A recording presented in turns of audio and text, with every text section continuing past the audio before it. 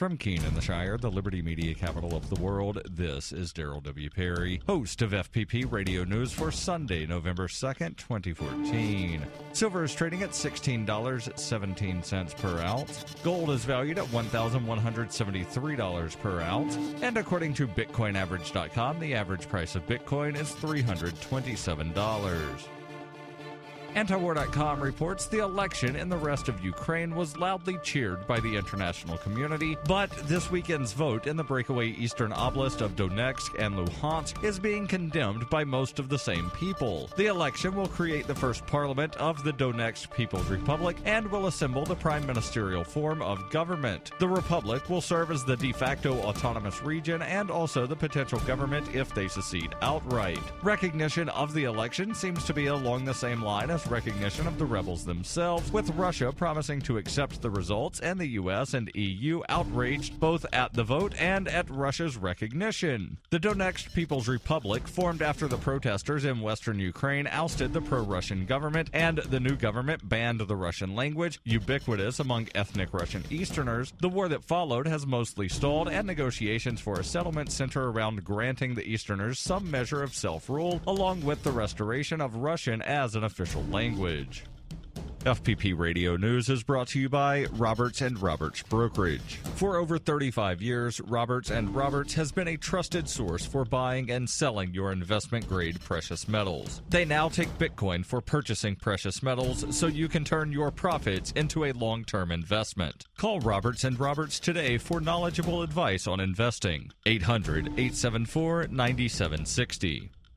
Reuters reports Israeli Prime Minister Benjamin Netanyahu on Saturday urged lawmakers to show restraint over Jerusalem's Al-Aqsa mosque, which has been at the heart of the rising tension with the Palestinians in recent weeks. Daily clashes between Israeli security forces and Palestinians in the streets of East Jerusalem and the Al-Aqsa compound, known to the Jews as the Temple Mount, have been stoking fears of a new Palestinian intifada or uprising. In a sign of concern that the situation could escalate, Netanyahu called in a statement on all Knesset members to calm tensions regarding the Temple Mount and show responsibility and restraint. The Palestinians say Israel is looking to change the delicate status quo of Al-Aqsa, the third holiest site in Islam and the most holy site in Judaism. Under the rules governing access to Al-Aqsa, which is administered by Jordanian religious authorities, Jews are allowed into the compound but are not permitted to pray. Netanyahu has said Israel has no intentions of altering the status quo, but far-right activists and lawmakers have been pushing for Jewish worship at the site. Israeli police often restrict access to Al-Aqsa when concerned about possible violence there, only letting in women and Muslim men over the age of 40 or 50.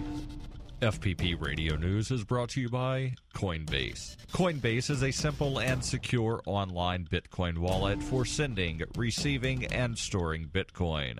Coinbase also allows you to buy and sell Bitcoin using a bank account or use their tools to accept Bitcoin as a merchant. Opening a wallet is quick and easy, and for merchants, there are no transaction fees on the first $1 million worth of transactions. Get started at coinbase.fppradio.com.